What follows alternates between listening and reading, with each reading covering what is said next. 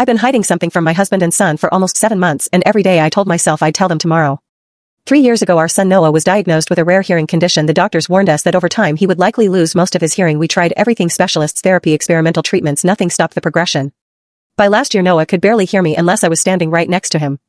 My husband took it hard. He blamed himself even though there was nothing he could have done. Every appointment seemed to break his heart a little more. Then 7 months ago I got a phone call while I was at work. A new treatment program had been approved. It wasn't guaranteed, but Noah was an ideal candidate. The problem was that insurance wouldn't cover most of it. The cost was more money than we had.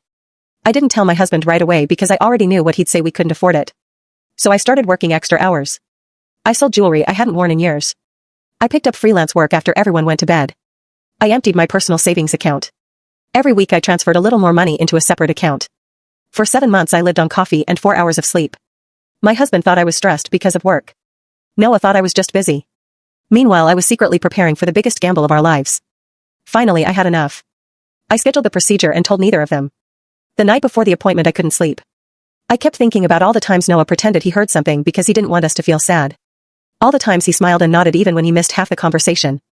The next morning I drove both of them to the hospital. My husband thought it was a routine appointment.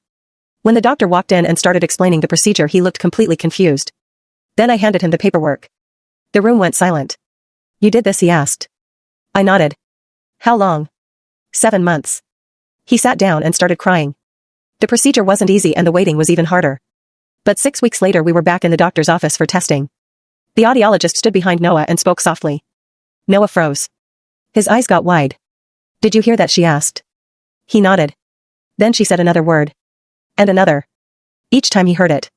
My husband grabbed my hand so hard it hurt. Then the doctor asked Noah to turn around. The first thing he heard clearly was his father saying, "I love you, buddy." Noah burst into tears.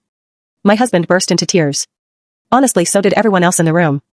That night Noah sat at the dinner table listening to conversations he hadn't been able to hear for years. For the first time nobody had to repeat themselves. For the first time in a long time our house felt loud. And it was the most beautiful sound I'd ever heard.